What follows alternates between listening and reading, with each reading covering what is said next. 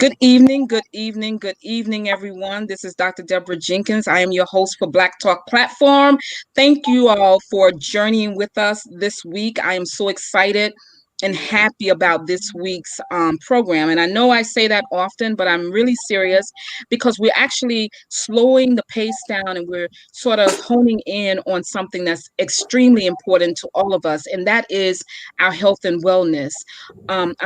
Specifically, as I always am, talking to the Black community and the diaspora because we have unique needs and challenges. And so tonight we're focusing on both our physical health and wellness, as well as our mental health and wellness. Any of you who have been around the church and just our community in general, we don't often embrace the needs that we have emotionally. And therefore, we are often those who are not treated for any issues that we may have that stem from our emotional selves, our mental wellness. But tonight, we're diving right in. We have to my left or to your right, Minister Yoram Keith Rodriguez. He has been a guest on the program before when we were speaking about social justice issues. But tonight, he's sharing with us his testimony, his physical health testimony. But he's also here to tell us why it is so important that we take care of our temples. If you've been around the church, you also know that the Bible tells us that the body is the temple of the Lord or the Most High. If that is the case, why do we allow it to go through so many different changes? Personally, I too have been challenged, and it was I don't know if it was a Facebook post some months ago, and I was saying something like, I love bread or something like that. Or I don't know. No, I love butter. And Minister Rodriguez reached out to me and he said, there are alternatives. I'm like, why couldn't you just put that on? Why couldn't you just say that out there? But because he couldn't say it out there because he reached out to me as a sister to say you can make better choices. And we're going to get into those better choices in a few minutes. And then we have with us a first-time guest, and I'm very happy to have him. He and I have been on other platforms together. I've listened to him closely. He has a wealth of information. He is a licensed, certified social worker. This is Mr. Chaka Phaire. Did I get that right, Chaka? You got it. Excellent. Okay, great. Because y'all know, anybody been watching, and I've probably been saying your first name wrong too all these years, Minister Rodriguez. So that's why I sort of default to Minister Rodriguez. But having said that, I know a ton of women psychiatrists, psychologists, and social workers, but it's a special treat, in my opinion, to have a Black male come on with that body of expertise. Because if you also know me, you also know that I revere Black men and their leadership in our families and in our communities. And so he's going to come not only as a certified licensed social worker, but as a male, a married man with children, leading in his home community, but also sharing with us what it is we need to do to take care of ourselves, our mental health. And so let's get started. Welcome, men. Welcome, brothers. I'm so happy to have you here. Why don't you give us a brief introduction, starting with you, Minister Rodriguez, about who you are? As you said, a minister. I am a deputy director of youth services at West Hab Inc. Family man, children, 4 children, 2 grandchildren. I love my people. I love my community, and I appreciate the opportunity to be able to just talk to people about health, because I think oftentimes we neglect it because, we have busy lives. So we think we put that stuff in the back burner. So I just appreciate the opportunity to just come and talk to people and let our people know that it is important and essential to talk about our health and even our physical fitness. Absolutely. I remember you having a daddy-daughter date a few weeks back, and it was probably a few months by now, but you and your beautiful daughter, you had a plant-based lunch. Yeah. And it looked really good to me. Yeah. And at that time I had not transitioned into plant-based living. But I am there because my health dictates that I make this change. And this is one of the things that I was talking about. You were actually I was talking about how much I love butter, and you were telling me that there were some alternatives, and it was something else that you also told me. So we're going to get into that a little bit more. I thank you for sharing with us that you're a family man, and I think it makes a difference when young people or when our children see us leading from the front rather than from behind. And it seems like your daughter, from the pictures that you shared with us, it seems like your daughter enjoyed that meal. It wasn't Yeah. forced on her. So Yeah. I think that's really good. Yeah. So since I took on a plant-based lifestyle, I've been exposing both, my younger children, my son and daughter, to the plant-based life. So I've been showing them like documentaries. And so my daughter was really more affected than my son. So my son, he dibbles and dabs, but I try to teach him more, to make better choices. But my daughter, she's going totally vegan, totally Really whole food, plant-based, totally. She's on board with me, totally, 100%. awesome. Awesome. That's wonderful. Let's hear from you, Chaka. Tell us about you. And I again, I'm always happy when I am able to be just like the children, how they ask us, what grade were you in when you had your first Black male teacher? Because the likelihood is that we've had female Black teachers, but it's a rarity to see Black men leading from a mental health perspective. So please introduce yourself and let us get to know you a little better. It's true. Okay. Hello. Well, first off, before I introduce myself, I would like to thank my Lord and Savior Jesus Christ for waking me up and giving me this day that wasn't promised that I can spend with you. The next, I would like to thank you, Sister Deborah, for inviting me to this wonderful platform. Oh, you're very My welcome. name is Chaka Phaire. I'm a social worker. I've been a social worker now for about 25 years. I'm also a financial literacy expert. I heavily believe in knowledge. I feel like definitely subscribe to the scripture that says we perish for lack of knowledge. So the time that I spend really trying to accumulate knowledge and try to free us from this prison that we have been placed in by circumstance and other things. So I try to lead by example in terms of getting the necessary credentialing to back up my beliefs. I know that not everyone needs someone to have credentialing, but it's certainly helpful and it helps you to walk your talk. I wear so many different hats. I don't limit myself in terms of knowledge. I'm an avid chess player. I have a chess mentoring program called the Black Knight. I have recently also founded the Interagency Alliance, which basically started as a result of a 1-year-old being killed in my neighborhood and feeling like I had to do more and feeling like God elected me to do more in my community to basically bring together all of the different organizations so that we're no longer acting out in silos, but accumulating all of our knowledge, our resources, so that we can have the greatest impact possible. I'm also a father of 2 and a grandfather of 4. So I think that about sums me up. So I really look towards doing the best that I can to improve the situation that our people are in. Uh, Muhammad Ali says that service is the rent that we pay here on earth. So I look to be a servant in the church. Like I said, wear so many different hats. So here, I'm just going to wear 2, well, really 1, which is the licensed clinical social work.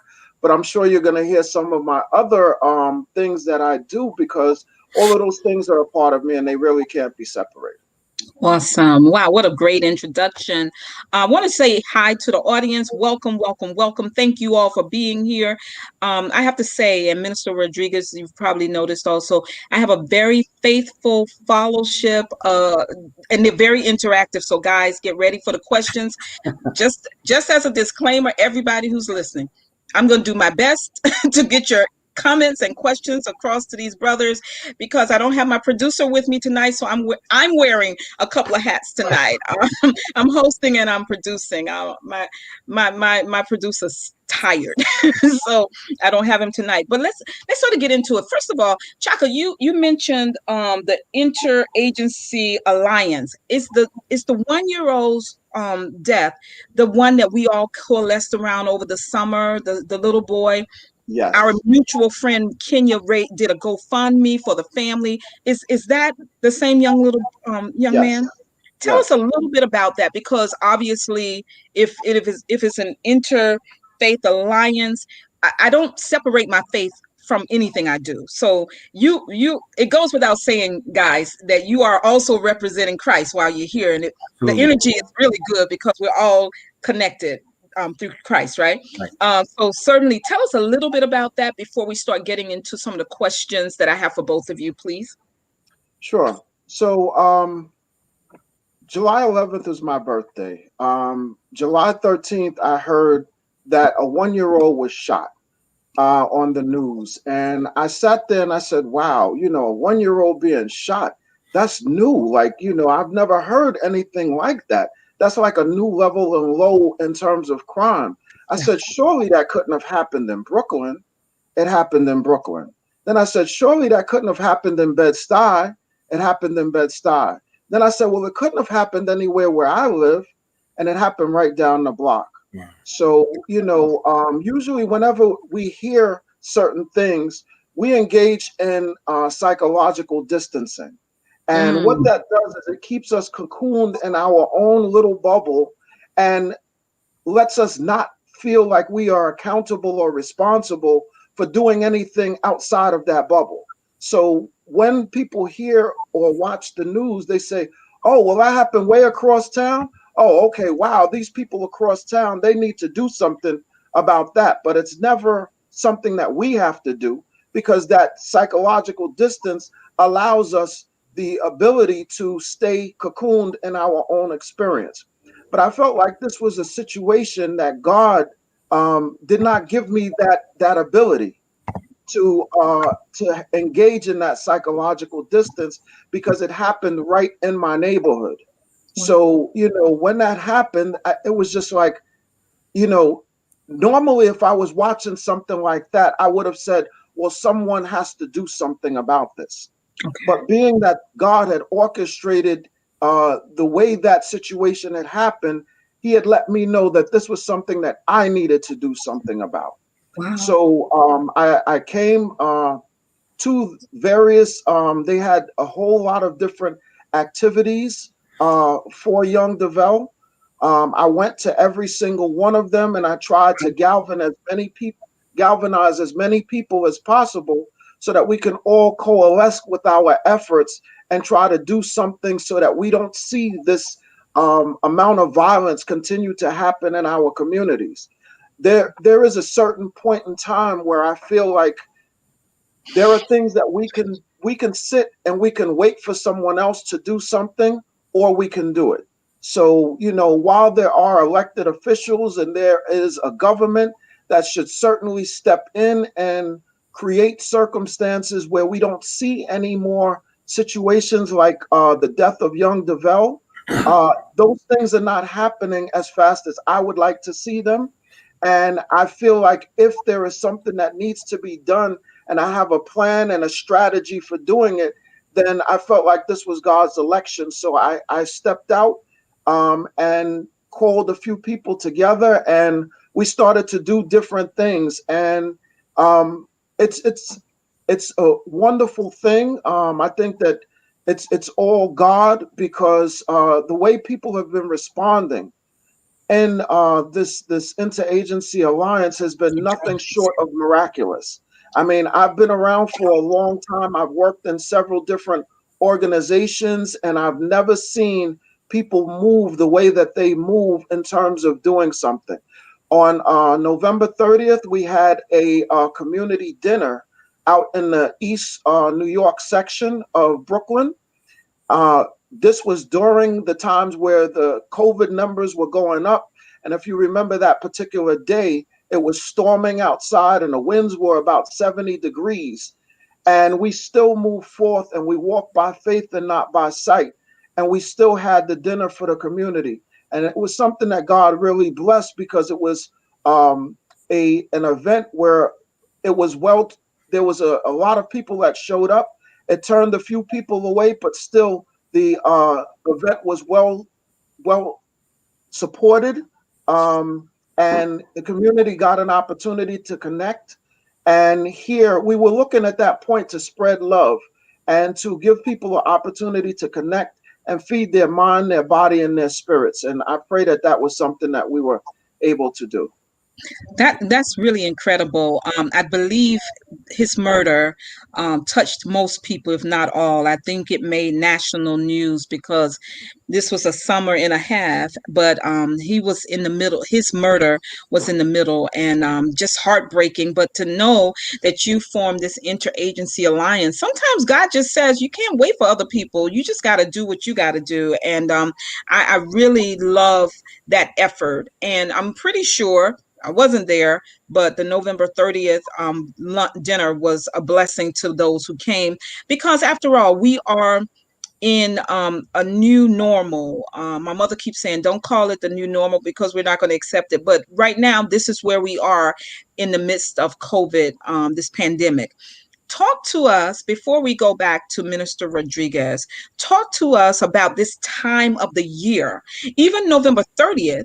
That was a great date because it was right after Thanksgiving, when the holidays are upon us, whether you celebrate them or not. There's just this sadness, this sorrow that sort of comes over us.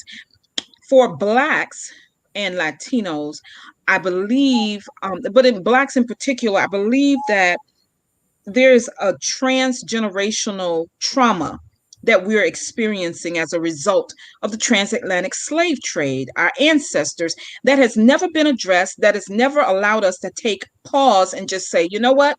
I need to deal with the trauma. I need to deal with the grief. And so that's a part, I believe, and you can tell me as the expert, the mental health expert here, I believe that that is a part of our daily lives. It doesn't stop us from doing, but it's always there. And we suffer different traumas. Duval's death, his murder, was a trauma for those of us who have those hearts to care. But what about the holiday season, which is always a time where people experience a little less happiness in the midst of celebration? Can you talk to us about what we're going through right now, in addition to having to deal with the repercussions of COVID-19? Certainly. The holidays are a time of great celebration, and we, being a communal people, we look to celebrate during those times. So we look to come together for dinners and different things, and that celebration is like a culmination of the year. For some of us, that's the only time we see certain relatives. So these are big deals. Now, throughout the holidays being that they are a time of celebration, sometimes we celebrate those with gifts, we celebrate those with meals or whatever the case, and that's fine if you're able to afford those things. But if you're not able to afford those things, then now it's a time of great sadness because it's a reminder of what it is that you can and what you can't afford at that particular time.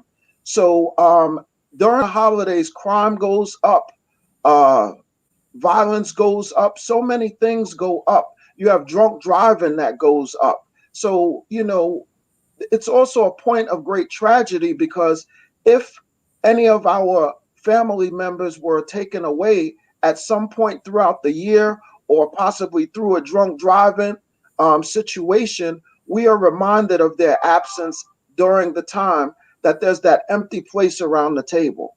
So the holidays are a time of great sadness and great remembrance because now we see the empty part on the table, and we realize that our family member is not here.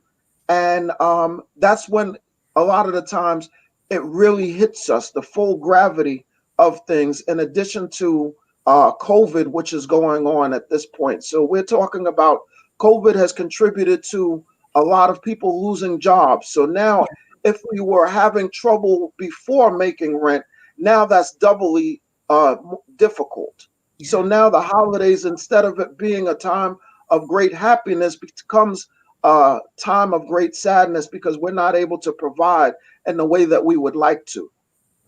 Wow. And it's a lot. It's a lot. And it's also something that we're not free to just share with everyone. Let me, on that note, switch over to Minister Rodriguez, because you've been very transparent about your health challenges, what you've gone through. So I would love to hear from you if you are free to share some more, because I believe that our physical being and our mental health or emotional being has a lot to do with how much we feel free to share, especially since we live so much in a social media world. Would you mind sharing with us what you've experienced over the last few years? Yeah, definitely. If, just to piggyback off what you guys are talking about, the holiday season, and this time of the year, we also have to be mindful of the fact that our diets are definitely connected to our mental health, right? So people who live in colder climates, right? We don't get as much vitamin D as we normally would in the summertime, because vitamin D is connected to the sun. So vitamin D is something that the vitamin D, because we are exposed to sun rays, it produces vitamin D in our bodies, and vitamin D has other effects on the brain, as well as, your bone functioning and stuff like that. So vitamin D, lack of vitamin D, and depression are connected to one another. So because of the fact that we can't get outside, can't get the sunshine, it's wintertime, we don't get as much sunlight as we normally would in the summertime, it does have a correlating effect to our emotional and mental state.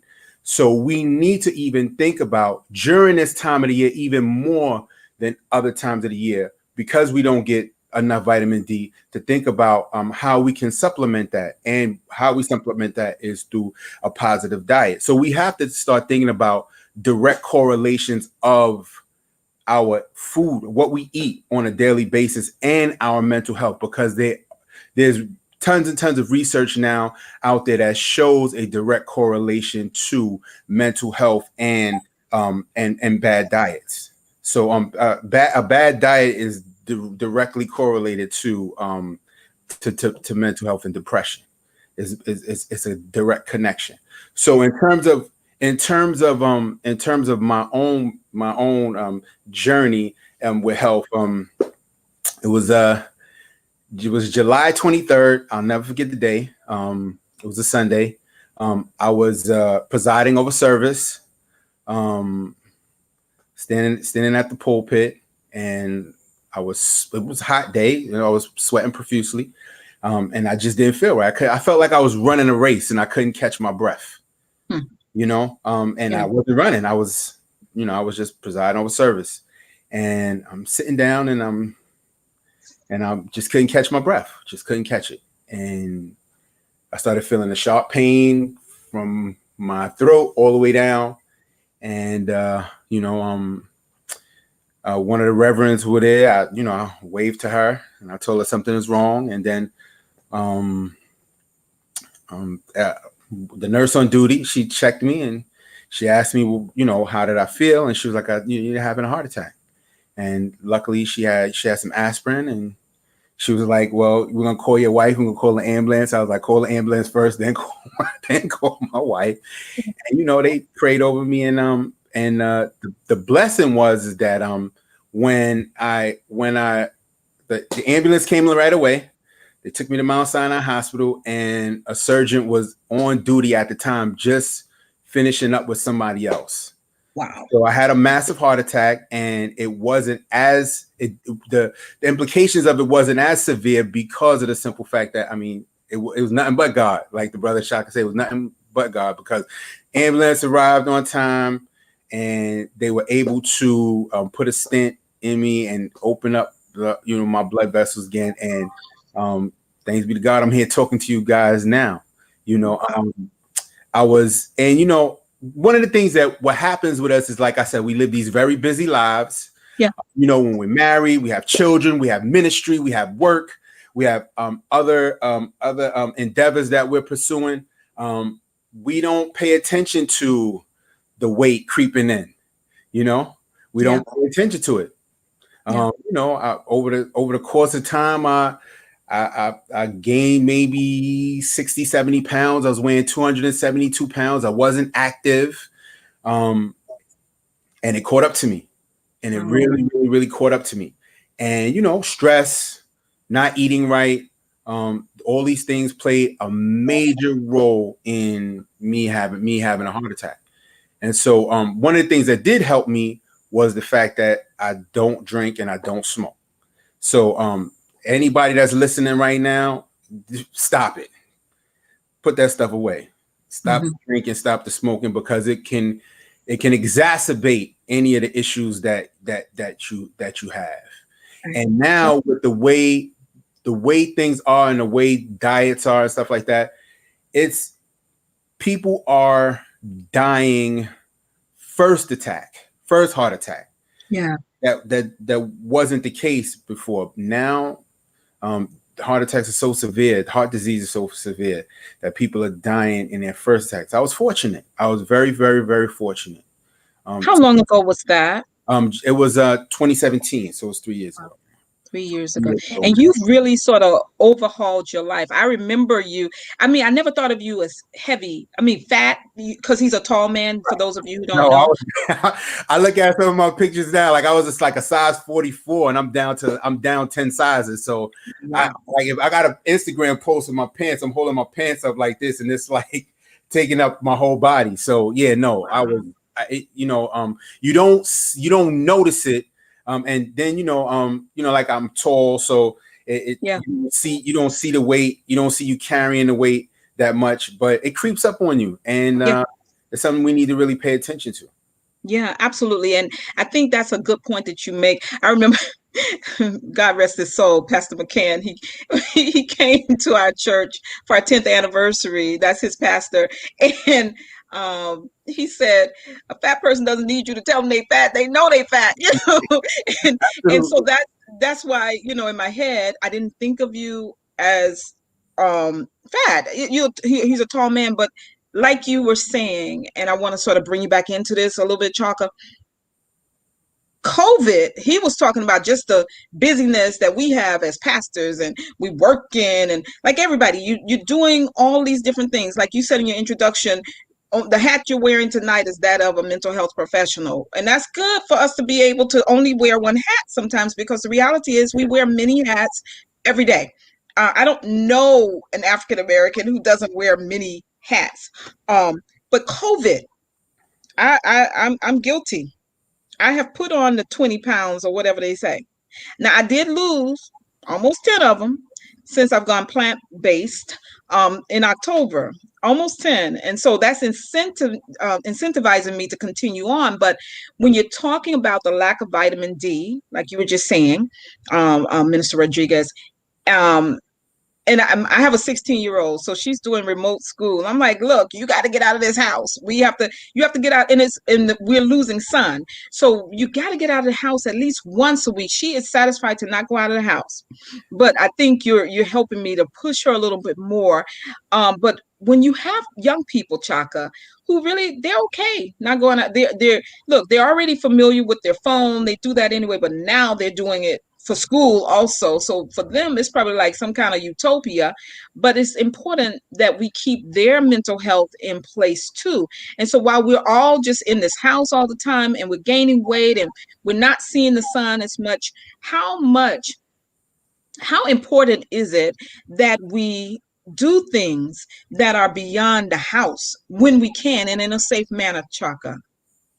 Well, I think that it's very important for us to go outside. I mean, we were not made to just be cave or apartment dwellers. The body is made for motion. I'm going to throw this quick one in. I don't believe that retirement is a natural thing. As long as God has given you breath in your lungs and movement, then your body is made for work. So when we start to pick up a sedentary lifestyle, that's when there are so many dangers that hide in a sedentary lifestyle. So, while you're sitting down, you're not conscious of how much you're eating. You're not conscious of the fact that you're not getting the emotional stimulation, of the physical stimulation, the visual stimulation. I mean, this is basically like a casino mentality where you don't get an opportunity to see the sun. You don't get an opportunity to feel the weather. I mean, this is very similar to what prisoners talk about in terms of them being able to go out and feel the sun on their face and things like that. So it's important for us to get out. It's important for us to move, just in terms of mental health. Exercise, I think, is a wonderful outlet, and I might be preempting myself, but exercise is a wonderful outlet. We have to have healthy outlets in order for us to let go some of the things that we're holding. And we hold so many things, especially the longer we live here on this earth, we keep certain things in storage, and then there are things that are added on top of that. Yes. If we never stop and let go some of that, I mean, every space is finite. So it doesn't matter how much space you have, eventually you're going to fill it up. And if you don't intentionally go out and let go some of these things, there are going to be some negative ramifications. And this is where you start to see things materialize in the body and accumulate in the body that are completely mental. This is where we start to see the stress induced physical ailments and stuff like that. A lot of these things are mental first. Yeah. There is a adverse child experiences. They call it ACEs. And adverse child experiences is probably one of the biggest revelations in the 21st century, basically. But unfortunately, it doesn't seem to get a lot of traction because somehow or another it's not sexy enough. I don't know. But what it says is that depending on how you grew up, that basically predetermines certain things about you. So if you grew up in a house where there was food insufficiency, if you grew up in a house where one or another person was incarcerated, if one person had mental illness, if your house was unstable, if you were physically abused, all of these things basically highlight that now you have a predisposition towards risky behavior. And whether you engage in that behavior or not, if you have 7 of those, they call it an ACE score. If you have an ACE score of a 7, it can take as much as 20 years off of your life, whether you engage in risky behavior or not. Wow. It also, contributes to people dying of one of the 7 biggest ways of passing away at this point in time. So when we're talking about heart attacks, these can be directly linked to ACEs. So, and if we look at how, this is the reason why it's so important for us to really spend the proper time in childhood and making our childhood of our children intentional. Because this is something that they reflect on for the rest of their adult lives. It also becomes the mold in which their personality forms, their habits form, their thoughts form, and their illnesses form. So these things are super important for us to take time and be very intentional about how we are treating our children. Most abusive parents don't even know that they're being abusive because this is exactly how they were treated. And Right. usually we try to give it a little less than how we got it. Yeah. But even in its diluted state, it's still impactful. It's still enough to do some major damage. So when we're talking about, intergenerational trauma, we're talking about two things. We're talking about possible nature, and we're talking about possible nurture. So is this passed down genetically, or is it passed down by how we are raising our children? So to go back to the example of food in terms of high blood pressure, is that something that is passed down genetically, or is it passed down because we're literally passing down recipes with a high sodium diet? We're not sure of exactly how these things come to us, but we certainly know that they do have a very a huge impact. And I think that if we spend time with childhood, we can alleviate so many different of our societal ills. Frederick Douglass says that it is easier to raise strong children than to repair broken men. And that's where I think we need to spend our time. Yeah. Wow. Yeah. Wow. I'm sorry. I just need to say, wow. You both are just on fire. And let me just share with you before you go on, Minister, the comments over here. First of all, our friend Neff says, you weren't fat, bro. I love you so much, Neff. No, but when she saw me often, we were in college. We were leaving college. I was working at leaving college. It's like 20 years ago. What is she talking about? I guess you're just being Neff and just being nice. But Charmaine says she was at Pastor Bird was at your November 30th event, Brother Chaka, and she said it was a wonderful experience. So you are doing something that's really great. They are loving this conversation, brothers. My good friend and frequent guest, he's been a guest, but he's always here for me to support. That's my brother Bingas, and he said this is an excellent and great discussion. My sister Juanita, she's my actual sister, you know that, Minister, but Juanita Presley, she says, hello, everyone, you're on point, Brother Fair, because you're speaking right about how stress beats down on the body. And that's really what they're both saying. And we Health is Wealth from Junius Williams, Minister Blanchard, thank you all for all being here, Pastor Pamela James, all of you for being here, and Reverend Barbara. So go on, Minister. You were about to jump in there. Yeah, I was going to piggyback off the powerful word that Brother Chaka talked about. So when he talked about adverse child experiences, the other term for that is toxic stress, right? And so what happens is that when children are under this toxic stress, all of the things that he mentioned, it affects brain development. And so it affects the frontal lobe. And the frontal lobe is where all the decision making takes place. So when you're under these adverse child experiences, this toxic stress that you're under, whether it's food insecurities, housing issues, violence in your community, all of these things, or even violence in your own household, all of these things are toxic stress, and it affects the brain development and that part of the brain where you make positive choices in life. So when you go through all of this toxic stress, we wonder sometimes when kids, you should know better. Why are you doing like this stuff is unimaginable. The thing, right. But the fact, to the point that the brother is making, is that they're under this toxic stress. It's affecting the way the brain is developed. And it also affects the way they make decisions. So like the brother said, we need to pour into our children, get them when they're young and pour into them and make their experiences positive. Yeah, absolutely.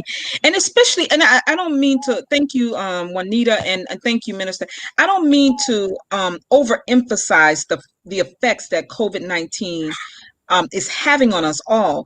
I said about a month ago, and that's one of the reasons why I wanted to end the year for Black Talk platform doing some other things, because Chaka, the platform that you and I are often on, I think it's actually been two. We've been on the Village Clapback at the same time, and also on the Town Hall. I think that's where we met on that.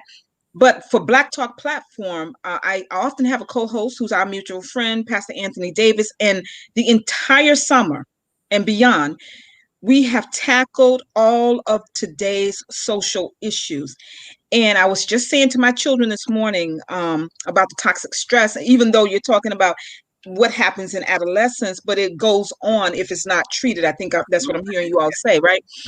I had to realize that in programming for the end of this year, I need to do something that will first give us uplift economically. So last week we did something around finance. Next week we're doing the stock market with the founder of the town hall, Tony Lindsay. We're going to be talking about investing. And then to end out, Pastor Davis, my husband, and I, we're probably going to, and my really good friend, Tandra Burkett, we're going to just close out the year. But for me, doing all of those heavy subjects all summer long, in addition to other things in my family, my extended family that were happening that are like really heavy, all of those subjects added to this 20 pounds that I'm talking about that I gained. It added to the physical challenges that I told you when we were in the green room, Minister, that I'm experiencing now. And so having you all here is not as much for everybody else as it is for me, right? It's really timely that you all are here, because what you're sharing with the audience is invaluable for me anyway. And you're giving me food for thought in terms of how do you continue to be a forerunner around social injustice without making yourself sick. At what point should I just back up? And I know this is a pause right here. This is a pause, but nevertheless, it's had an impact on me emotionally. We haven't even begun to consider the toll that COVID alone is going to have on everyone. Anyone can tackle that. Talk to us, brother, about self-care. Talk to us. All right, so we'll look over here. Well, once again, we have to be intentional. You know, there used to be a saying, all work and no play makes Johnny a dull boy. Mm-hmm. You know, but right now we are dealing with technology, and technology continues to improve so that we can have more time with our family. But what we inevitably do is, instead of us spending more time with our family, we take on another job. Yeah. So we have to be very intentional about us setting aside some time for ourselves and not feeling guilty about that. Because sometimes, even if we do get an opportunity to set some time aside, somebody will call us up and we'll pick up the phone and they say, well, what you doing? You're like, well, I'm just relaxing. Oh, all right. Well, can you go and do such and such for me? And you're like, well, no, I'm relaxing. But you're not doing anything. Right. So we have to prioritize ourselves and say, listen, I am engaging in self-care right now. Wow. Because if we say I'm not doing anything, then that's exactly the message that's sent. And it sends that same message to us that we're not important enough to schedule some time in order for ourselves. We run behind everybody. When everybody calls and says that they need something, we schedule some time to make sure that we make it happen for them. But when our body calls and tells us that we need to schedule some time for ourselves, we push it off and say, oh, it's just a little stomach ache. Oh, it's just a little headache. It's just something that I need to work through. I just need to just maybe relax just a little more. No, we have to be intentional about doing things to release the stress that we are having. I liken it to blowing air into a balloon. If you continue to blow air into a balloon, eventually the balloon pops.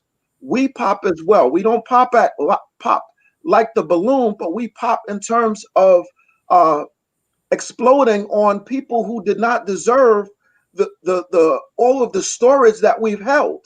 Wow. So we pop in terms of our bodies not functioning in the way that they were meant to function, because our bodies are trying to tell us, listen, I need a break. If you don't give me a break, I'm going to force you to take one. So it's important for us to be intentional and say, listen, let me do something that is uniquely mine, because once again, we wear many hats. Let's wear the hat that gives us the best opportunity to be the best for ourselves and for our family. Yeah, Oh my goodness. it's Thank you powerful. for this free therapy. Right. It's so needed, and they're over here. They're loving it in the chat. It's funny because my husband happened to be off work yesterday, and he went out into the kitchen to do something. He came back, and I was sitting up in our side chair in our room. He said, "I thought you'd be asleep." No, he said, "I thought you'd be laying down." I said, and I don't know what I had to do. I don't, again, something is always to do, right? I said, well, no, because if I lay down, I'm going to go to sleep, and I don't want to go to sleep. I have to stay in ready mode. And he said, what? Because he's not here during the day. So he doesn't know that this is what I do. I'm not laying down because I'm at home. I'm sitting up because there's always something else to do. But what you're saying is stop always having something else to do. Lay down. And if you fall off to sleep, it's okay. It's all The right. life goes on. Am I right? Yes, Absolutely. absolutely. Absolutely. Wow. Um, yeah, my pastor always used to tell us we need to have some no-ness in our theology. We really do. Sometimes we just have to say no. I can't do it.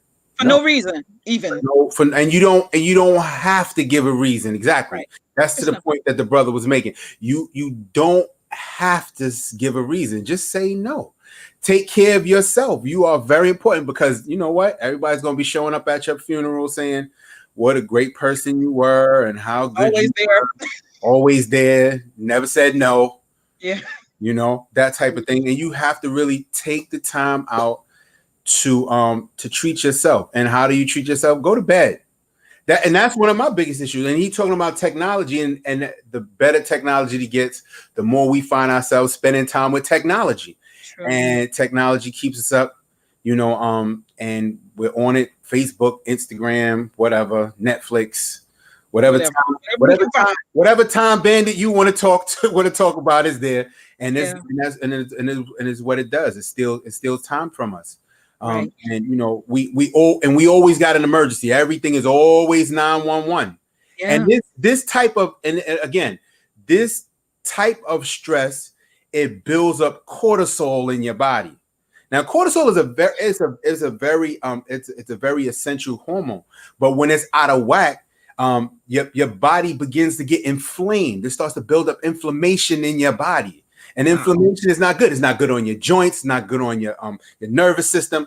It just disrupts the whole balance of your body. It disrupts it. So that's what stress does. Stress causes cortisol levels to rise, and you don't want that. So you got to do things to de-stress. And so when you talk about physical fitness, right? Sometimes we get caught up. We see on Instagram or we see on YouTube or whatever. We see all these guys doing, guys and girls doing all kinds of awesome and amazing things. And I try to tell people it doesn't take all of that to have a healthy lifestyle. You don't have to do muscle ups. You don't have to bench press 315 pounds. You don't have to do all of that. Just concentrate on walking 10,000 steps a day. 10,000. I'm telling you, it's not a lot. When you find yourself in the office or you find yourself working at the computer, get up, walk in your apartment back and forth a few times, then sit down at the computer. Go out, walk to the store. Don't drive every now and then. Take that nice little 3 or 4 block walk to the supermarket or whatever. Take some time out just to get moving. Walk up the steps sometimes. Don't take the elevator. Little things like that can start getting you into a healthier frame of mind. Because the better you feel, the better you will eat, and the better you eat is the better you will feel. They're connected. They're connected. Yeah. I remember you also saying something, another one of his free lessons about plant-based eating. I think it might have been the same time you were having lunch with your daughter and you all were having sandwiches or something. And you say you can eat bread when you're eating a plant-based diet. And I was like, everybody who knows me personally, y'all over here in the chat, y'all know I love the bread. If we're all out of the restaurant, I'm the first one in the bread basket. Right. And I was like, wait a minute. So I can eat my bread if I just eat some fruits and vegetables, and you don't want to be too heavy on the fruits either, right? Because they have a lot of sugar. A lot of them have a lot of natural sugar. false. I'm gonna Okay. so that's Clear it up because I like fruit. So clear it up. Fix it.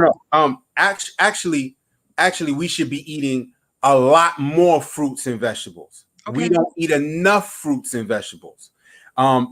People think that eating fruit causes diabetes, which is some, I don't know. It's some falsehood. I don't know where that comes from. So let's talk about it. Let's look at it from this perspective. I will tell you to stay away from the fruit juice and eat the fruit. Okay. Because what happens is that what regulates the blood sugar from the fruit sugar is the fiber that's in the fruit. That regulates your blood sugar.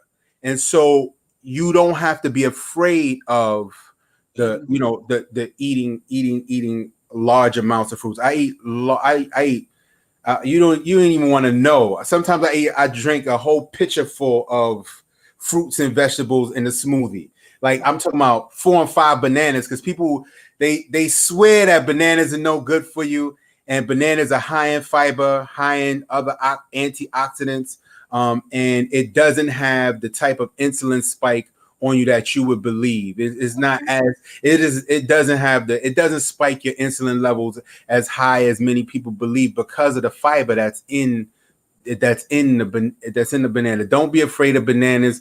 Don't be afraid of grapes. Don't be afraid of apples. All kinds of fruit. Have them all day, every day. Don't just have the recommended daily allowance. I don't even know what that number is because I've far exceeded the recommended daily allowance of fruit and vegetables. And so when you talk about a plant-based diet, what is a plant-based diet? Because a lot of people, they throw that term around because it's one of those types of terms that's on a regular, like on the tip of everybody's tongue. It's a part of the dialogue, and people don't really know. So I would not only just say a plant-based diet, but I would tell people to have a whole food plant-based diet. And if any place you want to start with whole foods. So what do we mean by whole foods? We mean foods with the less amount of ingredients as possible. Okay. So before I even tell somebody, oh, you should just stop eating meat, right? I'm going to tell people, because it's gradual, because it's a shock to the system. Like, you're just going to tell somebody to give up something. I would tell them it's a gradual thing. So if you're going to eat meat, eat whole meat. Just eat the chicken. Don't process it. Fried chicken and flour and all this other and oil and all this other kind of stuff like that. Stick to the whole food. Okay. One ingredient. Chicken is chicken. Broccoli is broccoli. Rice is rice. Stick to that. That's the whole food. So, and then you go plant-based. So now the plant-based is increasing the amount of fruit and vegetables that you put on your plate. Make sure that those things are paramount in your diet. Paramount. Those things are the central focus. So, like, what I do is I eat the sides. That's how I look at my diet now. I eat the sides. So, you eat greens, you eat potatoes, you eat rice, you eat other vegetables and stuff like that. So I just eat the sides. I don't eat the meat. But so what I'm saying to people is that your sides, you need to increase the amount of sides that you have and lower your portion of meat. Just lower. Start that way. Start that way first, because it takes some time. I did it gradually. I started out cutting out red meat. Then I went to chicken. And by the way, chicken, I don't care what form of chicken you call it, whether white meat, the dark meat, the breast, the thigh, whatever. It's higher in cholesterol actually than it is in red meat. And you'll probably find way more nutrients in a lean cut of steak than you would in chicken. Wow. And so a lot of people don't know that. And it's because of the simple fact that we don't take the time to do a little bit of research about the stuff that we eat. So I would say that if it's a plant-based, because beer is plant-based. Right? Beer is plant-based. Yeah. Oreo cookies, believe it or not, are vegan. Really? Are they? Yep. Captain Crunch is vegan. You can have You could have a terrible vegan diet. You could have a terrible plant-based diet. There's so much vegan junk food out here nowadays that you could easily go vegan and very have a bad diet and be 300 pounds overweight and have a heart attack just saying, right. I'm plant-based. Yeah. Well, so let me clarify for everyone. I'm not eating the junk. Well, no, actually, I'm glad you did share with us about the Captain Crunch and the Oreos. That's not my idea, because my idea is I want to be healthy. And so what I eat has to line up with that desire to be healthy. And I already know those things are not good for me. I eliminate, I don't eat a lot of processed foods. I like potato chips, which I just stopped eating literally Sunday. And I like Ruffles. They are very salty, but I had my arm. I was sitting up here eating my Ruffles, and I said to my son, my husband, I was like, oh, what's going on here? I think I was having a salt intolerance, right? And so I'm thinking I can just treat myself a little bit because I've been doing so good with the real food, fruits and vegetables, not too much. I love grapes. Grapes are my favorite, and so are bananas. I don't buy grapes if they don't have the seeds. And so because I use Instacart so much to shop for me, I don't care if it's a male or a female. At first it was just the men, but it does. If you're not able to touch your own fruits and your own vegetables, just don't do it, because if I say I want organic, I know that they're going to have seeds in them. They don't know what they're doing. A lot of them, bless their hearts, but you need to shop for those things that matters most to you. If it comes in a box, or if it's your laundry detergent and that kind of stuff, they can do that. But so I don't eat grapes too much because I order so much from Instacart. Let me catch us up with some of these notes over here. So mine is real fruits, real vegetables, but I don't really do the fruit too much. I'm gonna be honest with you. I don't do the fruit too much in the winter time, in the cold months. I do that in the summer. Now I'm doing the vegetables, just trying to get used to it. Junius Williams said back up about the stress when you all were talking about the stress. Black people have stress that they're not even aware of. He says he likes to call it subliminal stress. Absolutely. And to your point about walking, Minister, our good friend Flora, she's just like the walking queen, but she's also in the gym. She's always doing stuff, and she's just fabulous. She's like 10,000 steps a day. Amen in what you said. And she loves to move, but you have to want to do that. I love to walk, so it doesn't have to be exorbitant. But if you want to do a little toning, you got to do a little bit more. I do know that. My friend Ikua, I know I'm mispronouncing. I'm not good with names, guys, in terms of pronouncing them. She said exactly. Start cooking first instead of saying go vegan, which sometimes is nothing but plant processed junk. So that's to your point. And she says we need to also learn to cook at home, and that's really what I've been doing a lot, because we're at home. We have a lot more time. And so when we would, even though we've bought a lot of food out, I don't eat the same stuff that my family eats anymore because I'm eating in this way. I can slip in a couple of meals on them every now and again, but they still eat that way. She says you can't eat too much junk if you're cooking. You're right about that, because you're too busy trying to cook something that's healthy. And by the time you're finished, you really want to eat what you've prepared. She says that's the perfect plan. People need to start with this plant-based when they start eating veggie chips. A lot of people do start with veggie chips because they think that's it. That's the answer. Right. So yeah, thank you. So Deacon Sandra said moderation and balance is the key.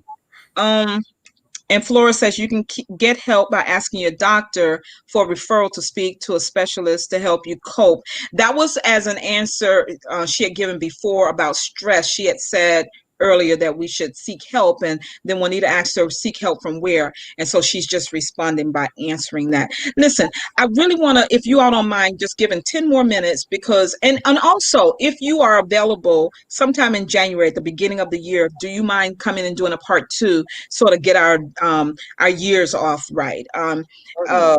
Do you mind? I don't know, not at all. Okay. So I'm going to be intentional, and I'm going to take 2 entire weeks off just to relax and just do nothing. do the nothingness, do the no thing.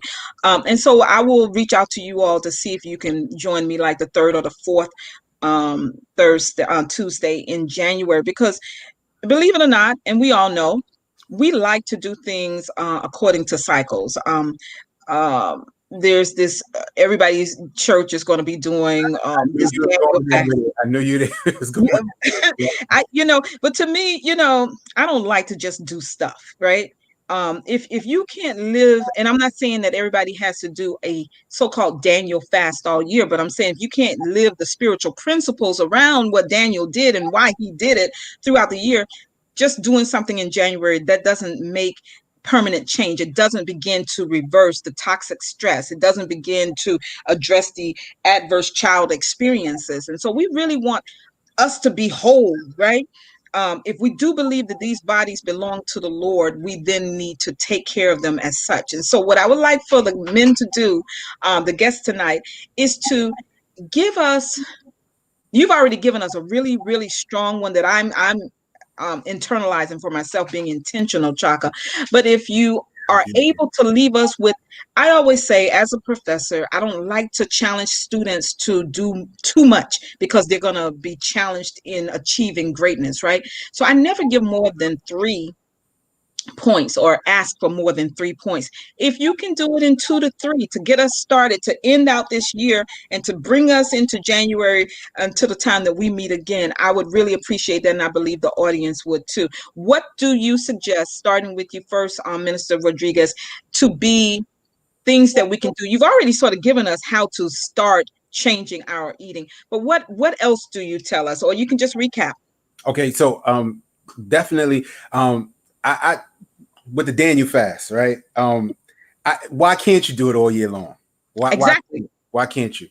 I think you should challenge yourself. I think even the research shows that if you taste or eat something, because a lot of times people don't like vegetables, they don't, they think they're nasty. So the research says, I heard this by Dr. Michael Gregg. It's like if you eat something at least 15 times, right, your brain starts to rewire the taste for it.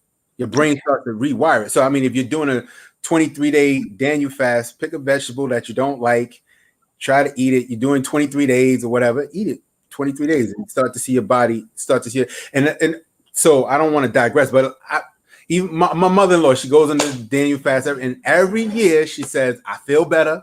I feel good. I love it. I'm gonna stay on it. And for some reason, we start to deviate from it and go back to the regular forms of eating. So I, like the brother Chaka said, be intentional with your diet. Don't watch out for the fad diets and a lot of the food deprivation. Don't jump into the keto diet and give up all your starches and all that kind of. Don't jump into it. Learn about it. Start having an evidence-based diet. Start knowing what it is that you're doing and why you're doing it, and eating the food. So this is what I'm gonna tell you. When you go shopping, this is an easy one. When you go shopping, pay attention to what aisles you're shopping in. Pay attention to where you're in the supermarket. If you notice the way the supermarket is structured, all the processed stuff is in the aisles. It's in the aisles, and people tend to spend a lot of time in the aisles where all the processed, sugary, fattening foods are. All the whole foods that we talk about are on the outside of the supermarket. And that's where you need to be spending most of your time at. You need to be spending most of your time in the produce section of your supermarket. That is your local pharmacy. Medicine. The medicines that you need for your body is in the produce section of the supermarket. Spend your time there. So you make your produce section your pharmacy, and you make that, and you make your refrigerator your medicine cabinet. Wow, that's what you need to do. So spend a lot of time there. Stay out of those middle aisles buying all that processed food. try to eliminate. So have an 80-20 rule, and I'm going to pass it on to the brother Chaka. Try to start out with an 80-20 rule where 80% of your calories come from whole food, plant-based, non-processed foods. And like you said, you have your fun foods every now and then, and try to make 20% of your calories, 20% of your food.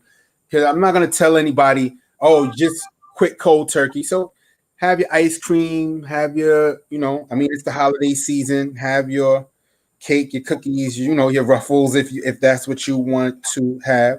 I'm not saying that, just give it up, but try the 80-20 rule. Try 80% of your diet without the processed foods, and then 20% of your calories coming from the processed food, the cookies, the ice cream, the pizza, that kind of stuff like that. Start there. Excellent. Thank you so much, Minister Rodriguez. We look forward to having you back in towards the middle or end of January 2020, if God spares life and we're all together to see it. Brother Chaka, thank you so much for you being here and also agreeing, like Minister Rodriguez, to be back with us in the middle of or the end of January. Would you please recap for us some things we can do to stay mentally strong during this time that we're in? Thank you so much. Well, no problem. The first thing that I would say is to exercise. I think that exercise is very important. It releases endorphins, which help you to feel better. If you continue to do it, you might be able to look in the mirror and get another added benefit. But the second thing is to be intentional in terms of your mental health. Take some time for yourself and don't feel guilty about it.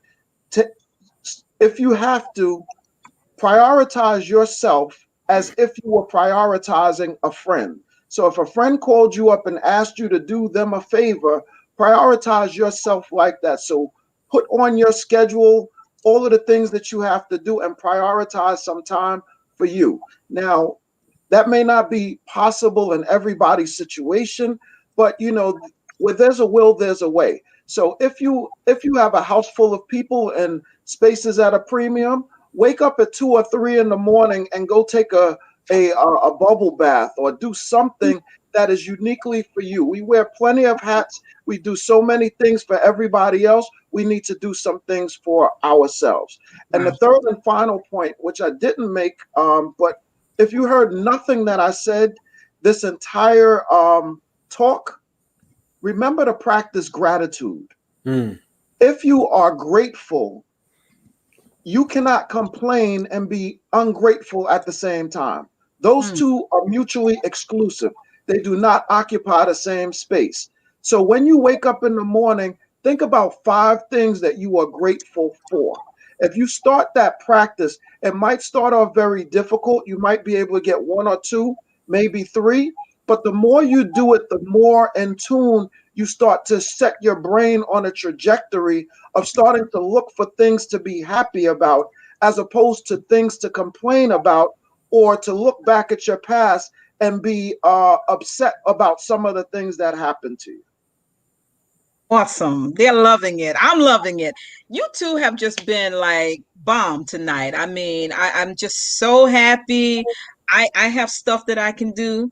I'm going to get back out there. And if you also know me, my sister knows me well, I can't stand the cold weather, but I do think there's some value in walking outside, even if you don't like the cold weather, right?